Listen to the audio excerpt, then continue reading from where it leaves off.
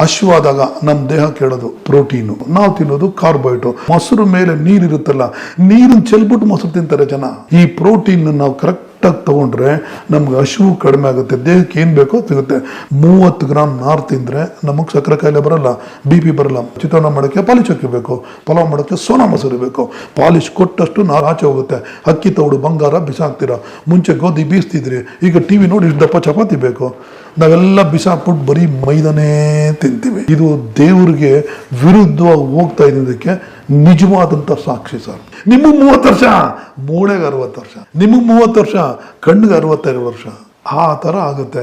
So ನಿಮ್ಮ ಏಜ್ನ ನಾನು postpone ಮಾಡೋಕ್ಕಾಗಲ್ಲ, ಬಟ್ ವಯಸ್ಸಾಗೋದನ್ನ ತಪ್ಪಿಸ್ತೀನಿ. ಇದು ಈ ಜಲಜನಕ ನಮ್ಮ ದೇಹದೊಳಗೆ ಹೋದರೆ ಬಾಡಿ ಎಲ್ಲ ಕಾಯಿಲೆನೂ ಅದರಷ್ಟು ಕದೇ ಸರಿ ಮಾಡ್ಕೊಳ್ಳುತ್ತೆ ಸರ್. ನೀರು ಮತ್ತು ಆಹಾರ ಸರಿ ಮಾಡಿಕೊಂಡ್ರೆ 190 ಮಗ ಕಾಯಿಲೆ ಬರಲ್ಲ ಸರ್. ವೈದ್ಯೋ ನಾರಾಯಣೋ ಹರಿ, ವೈದ್ಯೋ ನಾರಾಯಣೋ. ಸರ್ ನಮಸ್ಕಾರ. ಸರ್ ನಮಸ್ಕಾರ. ನಾನು ಡಾಕ್ಟರ್ MA ಚಂದ್ರಶೇಖರ್ ಅಂತ. ನಾನು PS ಮೆಡಿಕಲ್ ಕಾಲೇಜಲ್ಲಿ ಪ್ರೊಫೆಸರ್ ಆಗಿದ್ದೀನಿ. ಮತ್ತು ನಮ್ಮದು ಇಲ್ಲಿ Chiranjeevi hospital and maternity home ಅಂತ ಬನಶಂಕರಿ ಫಸ್ಟ್ ಸ್ಟೇಜಲ್ಲಿ ಮೈಸೂರು ಬ್ಯಾಂಕ್ನಲ್ಲಿದೆ. ನನ್ನ ವೈಫು ಗೈನಕಾಲಜಿಸ್ಟು, ನನ್ನ ಮಗನೂ ಡಾಕ್ಟ್ರು. ಅದಕ್ಕೋಸ್ಕರ ನಾವು ಇಲ್ಲಿ ಬಂದಿದ್ದೀವಿ. We want to do something good to the public. BP, sugar, cancer ಬರದೇ ಇರೋಂಗೆ ಏನು ಮಾಡಬೇಕು, ಬಂದರೆ ಏನು ಮಾಡಬೇಕು, ಯಾಕೆ ಬರುತ್ತೆ, ಏನು ತಪ್ಪು ಮಾಡ್ತೀವಿ, ಆ ವಿಷಯನ ನಮ್ಮ ಹತ್ರ ಹಂಚ್ಕೊಳ್ಳೋಕ್ಕೋಸ್ಕರ ನಾವು ಇವತ್ತು ಇಲ್ಲಿ ನಿಮ್ಮ ಹತ್ರ ಬಂದಿದ್ದೀವಿ. ನೀವು ಮೆಡಿಕಲ್ ಪ್ರಾಕ್ಟೀಸ್ ಶುರು ಮಾಡಿ ಎಷ್ಟು ವರ್ಷ ಆಯಿತು? ಪ್ರಾಕ್ಟೀಸ್ ಶುರು ಮಾಡಿ ಸುಮಾರು ಒಂದು 40 ವರ್ಷ ಆಯಿತು. ಅವತ್ತು ಹೇಗಿತ್ತು? 40 ವರ್ಷ ಅಂದರೆ 80s ನಲ್ಲಿ ಹೇಗಿತ್ತು, ಇವತ್ತು ಹೇಗಿದೆ? ಭಾಳ ಒಳ್ಳೆ ಪ್ರಶ್ನೆ ಕೇಳಿದ್ರಿ. ನಾನು 1980ನೇ ಇಸ್ವಿಲಿ MBBS ಮಾಡ್ತಾ ಇರಬೇಕಾದ್ರೆ Bengaluru medical college Victoria hospital ಇದ್ವಿ, city market area, Kalasipalyam area. Victoria ಹಾಸ್ಪಿಟಲಲ್ಲಿ BP ಇಲ್ಲ, ಶುಗರ್ ಇಲ್ಲ, ಕ್ಯಾನ್ಸರ್ ಇಲ್ಲ, ಥೈರಾಯ್ಡ್ ಇಲ್ಲ, ಹಾರ್ಟ್ ಅಟ್ಯಾಕ್ ಇಲ್ಲ. ಡಯಾಬಿಟಿಸ್ ನೋಡಬೇಕು ಅಂದರೆ ನಾವು ಸ್ಪೆಷಲ್ ವಾರ್ಡ್ಗೆ ಹೋಗ್ಬೇಕಾಗಿತ್ತು. ಕಿಟಕಿ ಸಂದಿಲಿ, ಬಾಗಿಲು ಸಂದಿಲಿ ನೋಡಬೇಕಾಗಿತ್ತು. ನೋಡ್ಬಿಟ್ಟು ಈಚೆ ಬಂದು ಚಪ್ಪಾಳೆ ಹೊಡಿತಿದ್ದೆ, ನಮ್ಮನ್ನು ಒಳಗೆ ಬಿಡ್ತಿರಲಿಲ್ಲ. ಯಾರೋ ಶ್ರೀಮಂತರಿಗೆ ಬಂದಿರೋದು. ಈಗ ಮನೆಗೂ ಇದೆ. 40 ವರ್ಷ ಆದಮೇಲೆ ಮನೆಗೂ ಇದೆ. ಕಿಡ್ನಿ ಆಸ್ಪತ್ರೆಗೆ ಹೋದರೆ ಬೆಡ್ ಖಾಲಿ. ಜಯದೇವ್ ಹಾಸ್ಪಿಟ್ಲ್ ಅಲ್ಲೇ ಇತ್ತು, ಅವಾಗ ಬೆಡ್ಡೆಲ್ಲ ಖಾಲಿ ಇತ್ತು. ಇದು ಏನು ಅನಿಸುತ್ತೆ ಅಂದರೆ ನಾವು ದಿವಸ ದೇವರಿಗೆ ವಿರುದ್ಧವಾಗಿ ಹೋಗ್ತಾ ಇದ್ದೀವಿ. ಅದಕ್ಕೆ ನಮಗೆ ಕಾಯಿಲೆಗಳೆಲ್ಲ ಜಾಸ್ತಿ ಬರ್ತಾ ಇದೆ ಸರ್. ಏನದು ವಿರುದ್ಧವಾಗಿ ಹೋಗೋದಂದ್ರೆ ಏನದು? ಏನಂದರೆ ನೀವು ದಯವಿಟ್ಟು ಅರ್ಥ ಮಾಡ್ಕೊಳ್ಳಿ. ನೀವು ಬಯಾಲಜಿ ಓದಿದ್ದು ಜ್ಞಾಪಿಸ್ಕೊಳ್ಳಿ. ನಮ್ಮ ಬಯಾಲಜಿ ಓದಿದ್ದು ಜ್ಞಾಪಿಸ್ಕೊಳ್ಳಿ. ಬೇಸಿಕ್ ಸ್ಟ್ರಕ್ಚರು ನಮ್ಮ ದೇಹ ಒಂದು cell, heart cell, liver cell, kidney cell, ಎಲ್ಲ ಸೆಲ್ಲೇ ಸರ್. ಸೆಲ್ಗೆ ದೇವರು ಒಂದು ಬಾಗಿಲು ಕೊಟ್ಟಿದ್ದಾನೆ. ಈ ಬಾಗಿಲಲ್ಲಿ ನಾವು ಸಾಯೋವರೆಗೂ ಆಕ್ಸಿಜನ್ ಹೋಗಬೇಕು, ಫುಡ್ ಹೋಗಬೇಕು. ಇವೆರಡನ್ನು ಒಳಗೆ ತೊಗೊಂಡೋಗೋದು ನೀರು. 2-3 ಒಳಕ್ಕೆ ಹೋದರೆ ನ್ಯೂಕ್ಲಿಯಸ್ ಇನ್ಫ್ಲುಯೆನ್ಸಲ್ಲಿ ಮೈಟೋಕಾಂಡ್ರಿಯಾ ಮೆಟಬಾಲಿಸಮ್ ಆಗಿ ಪೈರುವಿಕ್ ಆ್ಯಸಿಡ್, ಲ್ಯಾಕ್ಟಿಕ್ ಆ್ಯಸಿಡ್, ಇವರು ಪಾಯ್ಸನ್ ಎಲ್ಲ ಆಚೆ ಹೋಗುತ್ತೆ.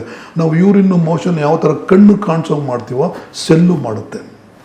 ಇಂಡೈರೆಕ್ಟಾಗಿ ಹಾರ್ಟು, ಕಿಡ್ನಿ, ಬ್ರೈನು ಎಲ್ಲ ಸ್ನಾನ ಮಾಡ್ಕೊಳುತ್ತೆ, ನಮ್ಮ ಕಣ್ಣಿಗೆ ಕಾಣಿಸಲ್ಲ. ಸೊ ಎಲ್ಲ ಸ್ನಾನ ಮಾಡ್ಕೊಂಡು ಕ್ಲೀನಾಗಿತ್ತು ಅಂದರೆ ಸೆಲ್ ಖುಷಿಯಾಗಿರುತ್ತೆ. ಸೆಲ್ ಖುಷಿಯಾಗಿದ್ದರೆ ಆ ಸೆಲ್ಲು ದೇವ್ರು ಹೇಳಿರೋ ಕೆಲಸ ಮಾಡುತ್ತೆ. ಬ್ರೈನ್ ಕೆಲಸ ಮಾಡುತ್ತೆ, ಹಾರ್ಟ್ ಕೆಲಸ ಮಾಡುತ್ತೆ, ಕಿಡ್ನಿ ಕೆಲಸ ಮಾಡುತ್ತೆ, ನಮಗೆ ಕಾಯಿಲೆ ಬರೋಲ್ಲ. ಒಳ್ಳೆ ಆರೋಗ್ಯ ಅಂದರೆ ಏನು? ಒಳಗಡೆ ಹಾರ್ಟು, ಕಿಡ್ನಿ, ಬ್ರೈನು ಎಲ್ಲ ಇರುತ್ತೆ. ಒಂದಕ್ಕೊಂದು ಸಹಬಾಳ್ವೆ, ಒಂದಕ್ಕೊಂದು ಹಂಚ್ಕೊಂಡು ಜೀವನ ಮಾಡಿದ್ರೆ ನಮಗೆ ಆರೋಗ್ಯ ಅಂತೇವೆ. ಒಂದಕ್ಕೊಂದು ಕಚ್ಚಾಡಿದ್ರೆ ಅದೇ ಕಾಯಿಲೆ ಸರ್. ಅದು ಸಂಘರ್ಷ. ಅದನ್ನು ನಾವು ಕಾಯಿಲೆ ಅಂತ ಕರಿತೀವಿ. ಸೊ ಅದಕ್ಕೆ ನಮ್ಮ ದೇಹದಲ್ಲಿ lungs, kidney, brain without hour knowledge ಎಲ್ಲ ಸ್ನಾನ ಮಾಡಿಕೊಂಡ್ರೆ ಯಾವ ಕೋವಿಡು ಇಲ್ಲ, ಯಾವ ಕ್ಯಾನ್ಸರು ಇಲ್ಲ, ಯಾವ BP ಇಲ್ಲ, ಯಾವ ಶುಗರು ಇಲ್ಲ, ಯಾವ ಥೈರಾಯ್ಡು ಇಲ್ಲ. ದೇವರಿಗೆ ವಿರುದ್ಧವಾಗಿ ಹೋಗ್ತೀವಿ. ಪೆಟ್ರೋಲ್ ಗಾಡಿಗೆ ಪೆಟ್ರೋಲ್ ಹಾಕಲ್ಲ, ಪೆಟ್ರೋಲು, ಡೀಸೆಲ್ಲು, ಸಿಮೆಂಟ್ ಹಾಕ್ತೀವಿ, ಗಾಡಿ ಕೆಟ್ಟೋಗುತ್ತೆ. ಅದೇ BP, sugar, cancer, thyroid, heart attack. ನಾವು ಮಾಡ್ತಿರೋ ತಪ್ಪೇನು? ಮತ್ತೆ ಅದಕ್ಕೆ ನಾವು ಅರ್ಥ ಮಾಡ್ಕೋಬೇಕು. ನಾವು ಏನು ನಮ್ಮ ದೇಹಕ್ಕೆ ಬೇಕಾಗಿರೋದೇನು? ನಮ್ಮ ಹತ್ರ ಎಷ್ಟೇ ದುಡ್ಡು ಇರ್ಬೋದು, ನಮ್ಮ ದೇಹ ಕೇಳೋದು ಆಕ್ಸಿಜನ್ನು, ಫುಡ್ಡು ಮತ್ತು ವಾಟರು. ಇದರಲ್ಲಿ ಏನು ತೊಗೋಬೇಕು, ಇದರಲ್ಲಿ ಏನಿದೆ ಅದನ್ನು ನಾವು ಅರ್ಥ ಮಾಡಿಕೊಂಡ್ರೆ ನಮಗೆ ಕಾಯಿಲೆ ಬರೋಲ್ಲ. ನೀವು ದೋಸೆ ತಿನ್ನಿ, ಇಡ್ಲಿ ತಿನ್ನಿ, ವಡೆ ತಿನ್ನಿ, ಚಕ್ಲಿ, ಕೋಡ್ಬಳೆ, ನಿಪ್ಪಟ್ಟು, ಪಾಯಸ, ಚಿಕನ್ ಬಿರಿಯಾನಿ, ಮಟನ್ ಬಿರಿಯಾನಿ, ಏನಾದ್ರು ತಿನ್ನಿ. ಆಹಾರದಲ್ಲಿರೋದು ಇಷ್ಟು carbohydrate, fat, protein, vitamins, minerals, fibre ಮತ್ತು ನೀರು. ಎಕ್ಸ್ಟ್ರಾ ನಾವು ಹಾಕೊಳ್ಳೋದು ಕಲರಿಂಗ್ ಏಜೆಂಟ್ಸು, ಪೆಸ್ಟಿಸೈಡ್ಸು, ವಿಷ ಹಾಕ್ಕೊಂಡು ತಿಂತೀವಿ. ನಾವು ಇದಕ್ಕೊಂದೊಂದು ಹೆಸರು ಕೊಡ್ತೀವಿ. ಇದು ಇಡ್ಲಿ, ಇದು ವಡೆ, ಇದು ದೋಸೆ, ಇದು ಕೇಸರಿ ಬಾತು, ಇದು ಉಪ್ಪಿಟ್ಟು ಅಂತ ಕೊಡ್ತೀವಿ. ಎಲ್ಲ ಆಹಾರದಲ್ಲಿರೋದು ಇದು. ದೇವರು ಯಾಕೆ ಇದನ್ನು ಕೊಟ್ಟಿಯಾನೆ? ದಯವಿಟ್ಟು ನಾವು ಅರ್ಥ ಮಾಡ್ಕೋಬೇಕು. ಕಾರ್ಬೋಹೈಡ್ರೇಟ್ ಅಂದರೆ ಸಕ್ಕರೆ, ಕಣ್ಣು ಕಾಣಿಸೋದು ಕಣ್ಣು ಕಾಣದಿರೋದು. ಫ್ಯಾಟ್ ಅಂದರೆ ಎಣ್ಣೆ, ಕಣ್ಣು ಕಾಣಿಸೋದು ಕಣ್ಣು ಕಾಣದಿರೋದು. ಕಣ್ಣು ಕಾಣಿಸೋ ಸಕ್ಕರೆ ಮತ್ತು ಎಣ್ಣೆ ಆಕಾಶದಿಂದ ತಟ್ಟೆಗೆ ಉದುರಲ್ಲ. ಕಬ್ಬು, ಕ್ಯಾರೆಟು, ಜೋಳದಲ್ಲಿ ಕಾಣಿಸೋಲ್ಲ, ಕಾಣಿಸೋ ಮಾಡಿಕೊಡ್ತೀವಿ, ಅದು ಸಕ್ಕರೆ. ಕಣ್ಣು ಕಾಣದಿರೋ ಸಕ್ಕರೆ ಅಕ್ಕಿ, ರಾಗಿ, ಗೋಧಿ, ಬೇಳೆ. ಹಾಗಲಕಾಯಿಲೂ ಸಕ್ಕರೆ ಇದೆ, ಮೆಣಸಿನ್ಕಾಯಿಲೂ ಸಕ್ಕರೆ ಇದೆ, ಉಪ್ಪಿನಕಾಯಿಲೂ ಸಕ್ಕರೆ ಇದೆ. ಜನ ಅರ್ಥ ಮಾಡ್ಕೋಬೇಕು. ಮೆಣಸಿನಕಾಯಿ ಕಣ್ಣು ಕಾಣಿಸದೇ ಇರೋ ಸಕ್ಕರೆ ಮಾತ್ರ ನಾವು ಇಂಪಾರ್ಟೆನ್ಸ್ ಕೊಡಲ್ಲ. ಕಣ್ಣು ಕಾಣಿಸೋಕೆ ಮಾತ್ರ ನೋಡಿ ಸಕ್ಕರೆ ಸಕ್ಕರೆ ತಿನ್ನಲ್ಲ ಅಂತೀವಿ. ಮಸಾಲೆ ದೋಸೆಯಲ್ಲಿ 71.7% ಸಕ್ಕರೆ ಇದೆ, ರಾಗಿ ಮುದ್ದೆಯಲ್ಲಿ 70% ಇದೆ, ಇದು ಇಡ್ಲಿಲಿ 90% ಇದೆ, ಪಾಲಿಶ್ ಮಾಡಿರೋ ಅಕ್ಕಿ ಅನ್ನದಲ್ಲಿ 93% ಸಕ್ಕರೆ ಇದೆ. ಜನ 3 ಮಸಾಲೆ ದೋಸೆ ತಿಂದ್ಬಿಟ್ಟು ಶುಗರ್ಲೆಸ್ ಕಾಫಿ ಕುಡಿತಾರೆ. ಅನ್ನನ ಹಾಗಲಕಾಯಲ್ಲಿ ಕಲಸಿ, ಮೆಣಸಿನ್ಕಾಯಲ್ಲಿ ಕಲಸಿ ಶುಗರ್ಲೆಸ್ ಕಾಫಿ ಕುಡಿದ್ರೆ ಶುಗರ್ 400ಕ್ಕೆ ಹೋಗೋದು. ಎಣ್ಣೆ ಅಷ್ಟೇ, ಕಣ್ಣು ಕಾಣಿಸೋದು ಕಡಲೆಕಾಯಿ ಬೀಜದಲ್ಲಿ ಕಾಣಿಸಲ್ಲ, ಕಡಲೆಕಾಯಿ ಎಣ್ಣೆ ಮಾಡ್ತೀವಿ. ಹಾಲಲ್ಲಿ ಕಾಣಿಸಲ್ಲ, ಬೆಣ್ಣೆ ತುಪ್ಪ ಮಾಡ್ತೀವಿ. ಕಣ್ಣು ಕಾಣಿಸಿದ್ರೆ ಎಣ್ಣೆ ಮಾವಿನಲ್ಲೂ ಇದೆ, ಬಾಳೆಹಣ್ಣಲ್ಲೂ ಇದೆ. ಈಗ ನಾವು ಏನು ಅರ್ಥ ಮಾಡ್ಕೋಬೇಕು ಅಂದರೆ, ಸಕ್ಕರೆ ಮತ್ತು ಎಣ್ಣೆ ಅನ್ನೋದು ಸೌದೆ ಇದ್ದಂಗೆ. ಊಟ ಮಾಡಿದಾಗ ಸೌದೆ ರಕ್ತಕ್ಕೆ ಹೋಗುತ್ತೆ. ಸೌದೆ ಯಾಕೆ ಕೊಟ್ಟಿದ್ದಾನೆ ದೇವರು? ಒಲೆಗೆ ಹಾಕು ಅಂತ ಕೊಟ್ಟಿದ್ದಾನೆ. ಒಲೆ ಯಾವುದು? ಬ್ರೈನು, ಹಾರ್ಟು, ಲಿವರು, ಕಿಡ್ನಿ ಎಲ್ಲ ಒಲೆನೇ. ಒಲೆ ಒಳಗೆ ಸೌದೆ ಹೋದರೆ, ಒಲೆ ಉರಿದ್ರೆ ನಾವು ಬದುಕಿರೋದು ಜೀವಂತವಾಗಿ, ಇಲ್ಲಾಂದರೆ ಸತ್ತು ಹೋಗ್ತೀವಿ. ದೇವರು ಇನ್ಸುಲಿನ್ಗೆ ಶಕ್ತಿ ಕೊಟ್ಟಿದ್ದಾನೆ. ಈ ಸೌದೆನ ತೊಗೊಂಡ್ಬಿಟ್ಟು ಒಲೆಗೆ ಹಾಕು ಅಂತ. ಇನ್ಸುಲಿನ್ ಹೇಳುತ್ತೆ ನನ್ನ ಕೆಪಾಸಿಟಿ 10 ಉರಿದ ಮೇಲೆ 10 ತೊಗೊಂಡು ನಿಂತೀವಿ. ನಾವು ಇತ್ತೀಚೆಗೆ ನಮ್ಮದು ವರ್ಸ್ಟ್ ಫುಡ್ಡು, ವರ್ಸ್ಟ್ ವಾಟ್ರಿಂದ 10 ಸೌದೆ ಇಡೋ ಕಡೆ 20 ಸೌದೆ ಇಡ್ತೀವಿ. 10 ಉರಿಯುತ್ತೆ, 10 ಉರಿಯಲ್ಲ. 10 ರಕ್ತದಲ್ಲಿ ಉಳ್ಕೊಂಡ್ಬಿಟ್ರೆ ಇವ್ನಿಗೆ ಡಯಾಬಿಟಿಸ್ ಬಂತು ಅಂತೀವಿ. ಇಲ್ಲಿ ಉಳ್ಕೊಂಡ್ರೆ ಇವ್ನಿಗೆ ಸ್ಟ್ರೋಕ್ ಆಯಿತು ಅಂತೀವಿ. ಇಲ್ಲಿ ಉಳ್ಕೊಂಡ್ರೆ ಇವ್ನಿಗೆ ಹಾರ್ಟ್ ಅಟ್ಯಾಕ್ ಅಂತೀವಿ. ಇಲ್ಲಿ ಉಳ್ಕೊಂಡ್ರೆ ಗ್ಯಾಂಗ್ರೀನ್ ಬಂತು ಅಂತೀವಿ. ಸೊ ಇದು ಬಹಳ ಬಹಳ ಮುಖ್ಯ ಸರ್. ಆಹಾರದ ಬಗ್ಗೆ ನಾವು ಚೆನ್ನಾಗಿ ತಿಳ್ಕೊಬೇಕು ಸರ್. ಸರಿ, ಏನು ಮಾಡ್ಬೇಕು ಹೇಳಿ? ಅದಕ್ಕೆ ಸರಿಯಾದ ನಮ್ಮ ದೇಹ ಹಶ್ವಾದಾಗ ನಮ್ಮ ದೇಹ ಕೇಳೋದು ಪ್ರೋಟೀನು. ಇಲ್ಲಿ ಹಂಗರ್ ಸೆಂಟ್ರ್ ಅಂತ ಇರುತ್ತೆ, ಅದು ಕೇಳೋದು ಪ್ರೋಟೀನು. ನಾವು ತಿನ್ನೋದು ಕಾರ್ಬೋಹೈಡ್ರೇಟು. ನಾವು ಚೆನ್ನಾಗಿ ಹಶ್ವಾದಾಗ ನಾವೇನು ಮಾಡ್ತೀವಿ, ಚೆನ್ನಾಗಿ ಹೋಗಿ ಪಾಲಿಶ್ ಮಾಡಿರೋಕ್ಕೆ ಅನ್ನ ತಿಂತೀವಿ. ಹೊರಗಡೆಯಿಂದ ಫುಡ್ ತರಿಸ್ಕೊಂಡು ತಿಂತೀವಿ. Pizza, burger, gobi manchurian. ದೇಹಕ್ಕೆ ಏನು ಬೇಡವೋ ಅದನ್ನು ತಿಂತೀವಿ. ಮಕ್ಕಳಿಗೆ ಗೋಬಿ ಮಂಚೂರಿ ಕೊಡಿಸ್ತೀವಿ. ಇವೆಲ್ಲ ಏನಾಗುತ್ತೆ, ಬಾಡಿ ಕೆಟ್ಟೋಗುತ್ತೆ. ಅದಕ್ಕೆ ದೇಹ ಕೇಳೋದು ಪ್ರೋಟೀನು, ನಾವು ತಿನ್ನೋದು ಕಾರ್ಬೋಹೈಡ್ರೇಟು. ಅದಕ್ಕೆ ಈ ಕಾಯಿಲೆಗಳೆಲ್ಲ ಬರ್ತಾ ಇದ್ದಾವೆ. ಪ್ರೋಟೀನ್ ತಿನ್ನಬೇಕು ಅಂದ್ರೆ ಏನು ತಿನ್ನಬೇಕು? ಅದಕ್ಕೆ ನಾನು ಹೇಳ್ತೀನಿ, ಪ್ರೋಟೀನ್ ಅಂದರೆ ಏನು, ಪ್ರೋಟೀನಲ್ಲಿ ಎಲ್ಲಿರುತ್ತೆ. ಪ್ರೋಟೀನ್ ಆಹಾರ ಬಹಳ ಮುಖ್ಯ sir. Protein is the only nutrient which builds up muscle mass. Protein protein ಅದು ಯಾವ ಥರ ಕ್ವಾಲಿಟಿ ಪ್ರೋಟೀನ್ ತೊಗೋಬೇಕು? 100 ಗ್ರಾಮ್ ತಿಂದರೆ 100 ಗ್ರಾಮು ಉಪಯೋಗಕ್ಕೆ ಬರಬೇಕು.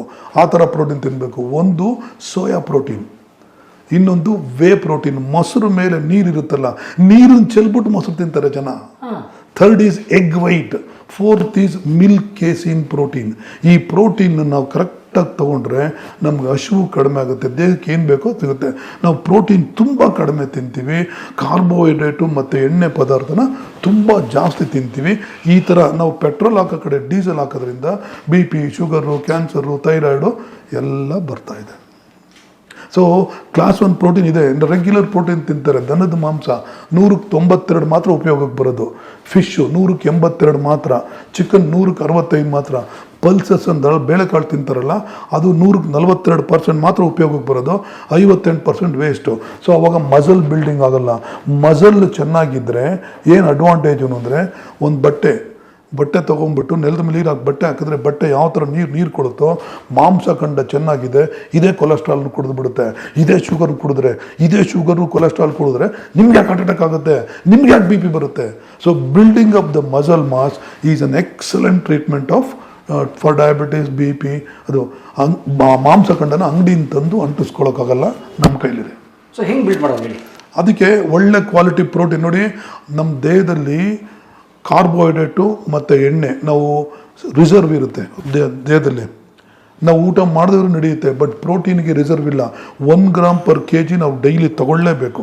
ಆಮೇಲೆ ಮಕ್ಕಳಿಗೆ 2 ಗ್ರಾಮ್ ಪರ್ kg ಮಕ್ಕಳು ಕೊಡಲೇಬೇಕು. ಕೊಡಲಿಲ್ಲ ಅಂದರೆ ನಮ್ಮ ದೇಹ ಕೆಲಸ ಮಾಡೋದಿಲ್ಲ. ಅದಕ್ಕೆ ಪ್ರೋಟೀನ್ ಬಗ್ಗೆ ಎಲ್ಲ ಸಾಕಷ್ಟು ತಿಳುವಳಿಕೆ ತಗೋಬೇಕು. ಮತ್ತೆ ಏನು ಮಾಡ್ಬೇಕು ಹೇಳಿ? ಈಗ ನೋಡಿ, ಫುಡ್ ಕೆಟ್ಟೋಗಿದೆ, ಅದು ಕೆಮಿಕಲ್ ಮಾಡಿಟ್ಟವ್ರೆ. ಸೊ ಇವಾಗ ಏನಾಗುತ್ತೆ ನೋಡಿ, ನಾವು ಊಟ ಮಾಡ್ತೀವಿ. ಊಟ ಯಾಕೆ ಮಾಡಬೇಕು ಸರ್? ನಂಗೆ ಹಶ್ವಾಗ್ತಾ ಇದೆ ಸರ್, ಟಿ ವಿ ನೋಡ್ತಾ ಇದ್ದೀನಿ ಸರ್, ನಂಗೆ ಬೇಜಾರಾಯಿತು ಸರ್ ಅಂತ ಸುಮ್ಮನೆ ಏನೇನೋ ತಿಂತಾರೆ ಜನ. ಬೆಳಗ್ಗೆ ಹೊತ್ತು ಸರಿಯಾಗಿ ತಿಂಡಿ ತಿನ್ನಲ್ಲ, ಮಧ್ಯಾಹ್ನ ಸರಿಯಾಗಿ ಊಟ ಮಾಡಲ್ಲ, ರಾತ್ರಿ ಬರ್ತಾರೆ ಬೆಳಗ್ಗೆನೂ ತಿಂದಿಲ್ಲ ರಾತ್ರಿನೂ ತಿಂದಿಲ್ಲ, ನಮ್ಮದು ಊಟ ಮಾಡೋದು ನನ್ನ ಹಕ್ಕು ಅಂತ ರಾತ್ರಿ ಹೊತ್ತು ದನ ತಿಂದು ಮಲ್ಕೊಂಡು ಬೆಳಗ್ಗೆ ಹೊತ್ತು ಹಂಗೆ ಮಾಡ್ತಾರೆ, ಇಲ್ಲದೇ ಇರೋ ಕಾಯಿಲೆ ಬರುತ್ತೆ. ಸೊ ನೋಡಿ, ನಮ್ಮ ಆಹಾರದಲ್ಲಿ ಬ್ಯಾಲೆನ್ಸ್ ಡಯಟ್ ಅಂತ ಇರುತ್ತೆ.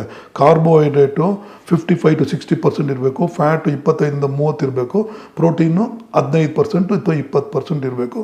ಇತ್ತೀಚೆಗೆ ನಮ್ಮದು ಕಾರ್ಬೋಹೈಡ್ರೇಟು 80 to 90% ಆಗ್ತಾಯಿದೆ. ಕಾರ್ಬೋಹೈಡ್ರೇಟ್ ಜಾಸ್ತಿ ಇರೋದು ಯಾವ್ದು ಗೊತ್ತಾ? ಚೆನ್ನಾಗಿ ಪಾಲಿಷ್ ಮಾಡಿರೋ ಅಕ್ಕಿ, ಗೋಧಿ ಒಟ್ಟು ತೆಗೆದಿರೋ ಗೋಧಿ ಹಿಟ್ಟು, ಮೈದಾ ಹಿಟ್ಟು, ಮನೆ ಊಟ, ಹೋಟ್ಲು ಊಟ, ಬೇಕ್ರಿ ತಿಂಡಿ, ಜಿಲೇಬಿ, ಜಾಮೂನು, ಇವೆಲ್ಲ ಈ ಚಿಪ್ಸು ಇವೆಲ್ಲ ತಿಂತೀವಿ ನಾವು. ಗೋಬಿ ಮಂಚೂರಿ, ಮಶ್ರೂಮ್ ಮಂಚೂರಿ ಎಲ್ಲ ತಿಂತೀವಿ. ಈ ಎಕ್ಸ್ಟ್ರಾ ಕಾರ್ಬೋಹೈಡ್ರೇಟ್ ಏನು ತೊಗೊತೀರೋ ಅದೆಲ್ಲ ನಮ್ಮ ದೇಹದಲ್ಲಿ ಕೊಲೆಸ್ಟ್ರಾಲ್ ಆಗಿ ಫ್ಯಾಟಾಗಿ ಕನ್ವರ್ಟ್. ನಾನು ಅದಕ್ಕೆ ಏನು ಹೇಳ್ತೀನಿ, ಒಂದು ಮಗುಗೆ ಡಯಾಬಿಟಿಸ್ ಬರಬೇಕಾ ಚೆನ್ನಾಗಿ ಹೊರಗಡೆ ಮಾಡಿರೋದು ತಿನ್ನಿಸಿ, ಇದು ಜಂಕ್ ಫುಡ್ಡು ಎಲ್ಲ ಜಾಸ್ತಿ ತಿಂದರೆ ನೆಕ್ಸ್ಟ್ ಮಂತು 1 ತಿಂಗಳಲ್ಲಿ 500 ಶುಗರು 500 ಕೊಲೆಸ್ಟ್ರಾಲ್ ಆಗುತ್ತೆ 10 ವರ್ಷದ ಮಗುಗೆ. ನಿಮಗೆ ಯಾರಿಗಾದ್ರು ಡಯಾಬಿಟಿಸ್ ಬೇಕಾ, ಚೆನ್ನಾಗಿ ಪಾಲಿಷ್ ಮಾಡಿರೋ ಅಕ್ಕಿ ಅನ್ನ ತೊಗೊಂಡ್ಬಿಡಿ, ಅನ್ನ ಬಸ್ಬಿಡಿ, ಅನ್ನ ಉದುರಿದ್ರಾಗ ಮಲ್ಗೆ ಉತ್ತರ ಆಗುತ್ತೆ. ಬೆಳಿಗ್ಗೆ ಎಷ್ಟು, ಮಧ್ಯಾಹ್ನ ಎಷ್ಟು, ರಾತ್ರಿ ಎಷ್ಟು. ಸಾರು ಹಾಕೋಬೇಡಿ, ಉಪ್ಪು ಹಾಕೊಂಡು ತಿನ್ನಿ. ನೆಕ್ಸ್ಟ್ ಮಂತು 10 kg ತೂಕ ಜಾಸ್ತಿ ಆಯ್ತೀರಾ, 500 ಶುಗರು 500 ಕೊಲೆಸ್ಟ್ರಾಲ್ ಆಗುತ್ತೆ. ಸೊ ಇದು ನಾವು ದಿವಸ ಮಾಡ್ತಾ ಇರೋ ತಪ್ಪು. 30 ಗ್ರಾಮ್ ನಾರು ತಿಂದರೆ ನಮಗೆ ಸಕ್ಕರೆ ಕಾಯಿಲೆ ಬರಲ್ಲ, BP ಬರಲ್ಲ, ಬರಲ್ಲ.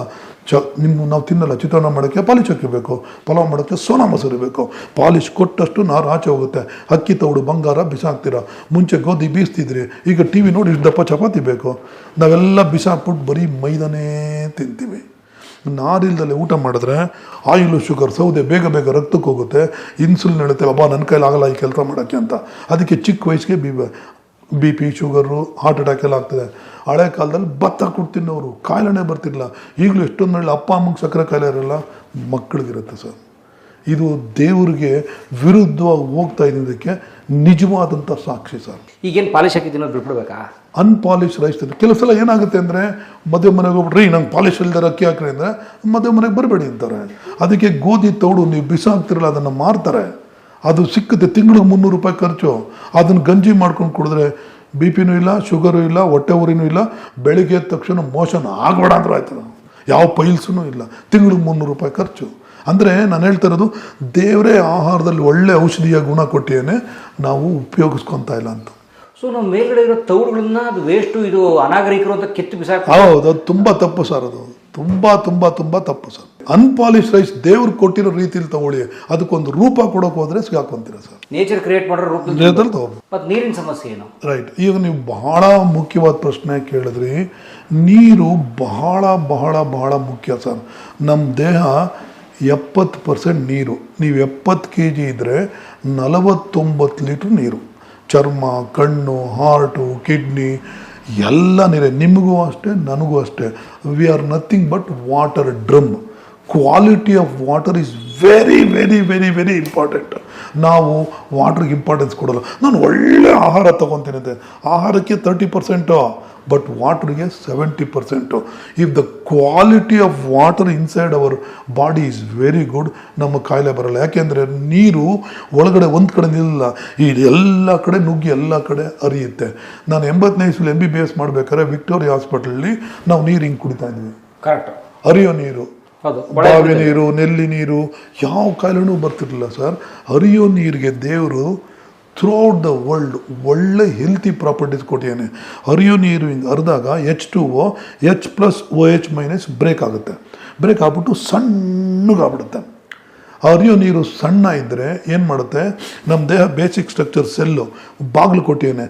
ಬಾಗಿಲಿನ ಶೇಪು, ನೀರಿನ ಶೇಪು ದೇವರು ಒಂದೇ ಮಾಡಿಬಿಟ್ಟಿದ್ದಾನೆ. ಸೊ ನೀರು ನುಗ್ಗಿದ್ರೆ ಮಾತ್ರ ಆಕ್ಸಿಜನ್ನು ಫುಡ್ ಒಳಗೆ ಹೋಗೋದು. ನೀರೇ ದಪ್ಪ ಆಯಿತು ಅಂದರೆ ಬರಲ್ಲ. ಸೊ ನೀರು ನುಗ್ಗಿ ಎಲ್ಲ ಕ್ಲೀನ್ ಆದರೆ ನಮಗೆ ಕಾಯಿಲೆ ಬರಲ್ಲ. ಹರಿಯೋ ನೀರಲ್ಲಿ ಫಸ್ಟ್ ಪ್ರಾಪರ್ಟಿ ಸಣ್ಣ. ಎರಡನೇದು, ಹರಿಯೋ ನೀರಲ್ಲಿ ಆ್ಯಕ್ಟಿವ್ ಹೈಡ್ರೋಜನ್ ಅಂತ ನಾವು ತೋರಿಸ್ತೀವಿ ನಿಮಗೆ. ಆ್ಯಕ್ಟಿವ್ ಹೈಡ್ರೋಜನ್ ಅಂತ ಇರುತ್ತೆ. ಇದು 9.27% of your body weight is hydrogen. ನಾವು ಬರೀ ಆಕ್ಸಿಜನ್ ಮಾತ್ರ ಇಂಪಾರ್ಟೆನ್ಸ್ ಕೊಡ್ತೀವಿ. Hydrogen is also very important. Hydrogen ಇದು powerful antioxidant. Antioxidant ಅಂದರೆ ರಿಪೇರಿ. ನಮ್ಮ ದೇಹದಲ್ಲಿ ಯಾವ ಥರ ನಾವು ಕಾರ್ ಓಡಿಸಿದಾಗ ಟೈರ್ಸ್ ಹೋದೋಗುತ್ತೆ, ನೆಟ್ಟು ಎಲ್ಲ ನಾವು ನೋಡ್ಬಿಟ್ಟು ಟಕ್ಕಂದೆಲ್ಲ ಚೇಂಜ್ ಮಾಡ್ಕೊತೀವಿ. ಅದೇ ಥರ ಒಳಗಡೆ ರಿಪೇರಿ ಕೆಲಸ ನಡೀತಾ ಇರುತ್ತೆ. ರಿಪೇರಿ ಆಗಬೇಕಾ? ನೀರು ಬೇಕು. ನೀರು, ಈ ಹರಿಯೋ ನೀರು ಕುಡಿದ್ರೆ 2 ನಿಮಿಷಕ್ಕೆ ಬ್ರೈನ್ಗೆ ಹೋಗುತ್ತೆ, 2 ನಿಮಿಷಕ್ಕೆ ಹಾರ್ಟ್ಗೆ ಹೋಗುತ್ತೆ. ಅಲ್ಲೇನೋ ರಿಪೇರಿ ಕೆಲಸ ಇದ್ದರೆ ಟಕ್ಕಂತ ನಾವು ಆಹಾರ ಜೀರ್ಣ ಆಗ್ಬಿಟ್ಟು ಅಲ್ಲಿಗೆ ಹೋಗಬೇಕು, ಟೈಮ್ ತೊಗೊಳುತ್ತೆ. So water is a powerful antioxidant. ಆಮೇಲೆ ಹರಿಯೋ ನೀರು ಯಾವಾಗಲೂ alkaline in nature. Throughout the world, ಪ್ರಪಂಚದಲ್ಲಿ ಎಲ್ಲರೂ ಹೋಗಿ ಸರ್ ಈ ನೀರು ಇಷ್ಟು 4 ಪ್ರಾಪರ್ಟಿ ವಾಟ್ರಲ್ಲಿರುತ್ತೆ. ಈ ವಾಟ್ರ್ ನಾವು ಏನು ಮಾಡ್ತೀವಿ, ಈಗ ನಿಲ್ಲಿಸ್ಬಿಡ್ತೀವಿ ಒಂದು ಕಡೆ. ನೋಡಿ, ಒಂದು ಬಾಟ್ಲ್ ನೀರು ಇಲ್ಲಿ ಇಟ್ಬಿಡಿ, ಒಂದು ಟೊಮೊಟೊ ಇಲ್ಲಿ ಇಟ್ಬಿಡಿ, ಒಂದು ವಾರ ಸುಮ್ಮನೆ ಇದ್ಬಿಡಿ, ಏನಾಗುತ್ತೆ, ಟೊಮೊಟೊ ಕೆಟ್ಟೋಗುತ್ತೆ. ಅಂತ ನಾವು ಕೊಳ್ತೋಯ್ತು ಅಂತ ಬಿಸಾಕ್ತೀವಿ. ಅದೇ ಥರ ನೀರು ಕೆಟ್ಟೋಗುತ್ತೆ. ಬಟ್ ನೀರಿಗೆ ಕಲರ್ ಬರಲ್ಲ, ವಾಸನೆ ಬರಲ್ಲ. ನಾವು ಚೆನ್ನಾಗಿದೆ ಅಂತ ಕುಡಿತೀವಿ. ಈ ಅಷ್ಟು 4 ಹೆಲ್ತಿ ಪ್ರಾಪರ್ಟಿ ಈ ನೀರು ಕಳ್ಕೊಂಡ್ಬಿಡುತ್ತೆ. ಈ ನೀರೇನಾಗುತ್ತೆ, ನಮ್ಮ ಸೆಲ್ ಡೋರ್ ಬಾಗಿಲಿಗಿನ ದಪ್ಪ, ಒಳಕ್ಕೆ ನುಗ್ಗಲ್ಲ. ಅದು ನುಗ್ಗಲ್ಲ ಅಂದರೆ ಆಕ್ಸಿಜನ್ ಫುಡ್ ಒಳಕ್ಕೆ ಹೋಗಲ್ಲ, ಒಳಗಡೆ ಕ್ಲೀನ್ ಆಗಲ್ಲ. ಅದೇ ಡಯಾಬಿಟಿಸು, ಅದೇ BP, ಅದೇ ಶುಗರು, ಅದೇ ಕ್ಯಾನ್ಸರು. ಅದಕ್ಕೆ ಈಗ ತುಂಬ ಜಪಾನೀಸ್ ಟೆಕ್ನಾಲಜಿ ಅಂತೆಲ್ಲ ಬಂದಿದೆ. ನಮ್ಮ ಹತ್ರ 1000 ಕೋಟಿ ರೂಪಾಯಿ ಇದ್ರೂ ಹರಿದ್ವಾರಲ್ಲಿ ಹರಿಯೋ ನೀರು ಬರಲ್ಲ, ಪ್ರಯಾಗ್ರಾಜಲ್ಲಿ ಹರಿಯೋ ನೀರು ನಮ್ಮ ಮನೆಗೆ ಬರಲ್ಲ, ಬರೋದಿಲ್ಲ. ಅದಕ್ಕೀಗ ಜಪಾನ್ ಅವ್ರು ಏನು ಮಾಡಿದ್ದಾರೆ, ನಿಮ್ಮ ಮನೆ ನಿಂತಿರೋ ಅಡುಗೆ ಮನೆ ನೀರನ್ನು ಪ್ಲಾಟಿನಮ್ ಪ್ಲೇಟ್ಸ್ ಮೂಲಕ ಪಾಸ್ ಮಾಡ್ತಾರೆ. ಕ್ಯಾಥೋಡ್ ಆನರ್ ಇರುತ್ತೆ. ನೀರು ಒಳಗೆ ಹೋಗ್ಬಿಟ್ಟು ಈಚೆ ಬಂದರೆ 60ನೇ ಇಸ್ವಿ 70ನೇ ಇಸ್ವಿ ನೀರು ಆಗ್ಬಿಡುತ್ತೆ. ಈ ನೀರು ಕುಡಿದ್ರೆ ಎಷ್ಟು ಚೆನ್ನಾಗಿ ಕಾಯಿಲೆಗಳು ವಾಸಿ ಆಗ್ತಾ ಬರುತ್ತೆ ಅಂದರೆ, ಸರ್ ನಮಸ್ಕಾರ ಸರ್, ಆ ಥರ ಇದಾಗುತ್ತೆ ಅಷ್ಟು. ಸೊ ನೀರು, ಹರಿಯೋ ನೀರನ್ನು ಕುಡಿದ್ರೆ ತುಂಬ ಒಳ್ಳೆಯದು. ಯಾಕೆಂದ್ರೆ ನಮ್ಮ ದೇಹ 70% ನೀರು, ಒಳಗಡೆ ಕ್ವಾಲಿಟಿ ಚೆನ್ನಾಗಿರಬೇಕು. ಇನ್ನೊಂದು ಹರಿಯೋ ನೀರಲ್ಲಿ ಭಾಳ ಅಡ್ವಾಂಟೇಜ್ ಏನು ಅಂದರೆ, ನಾವು ಚಿಕ್ಕ ಹುಡುಗ ಇದ್ದಾಗ ಅಕ್ಕಿ ಹುಳ ಬೀಳೋದು, ಬೇಳೆ ಹುಳ ಬೀಳೋದು, ತರಕಾರಿ ಹುಳ ಬೀಳೋದು.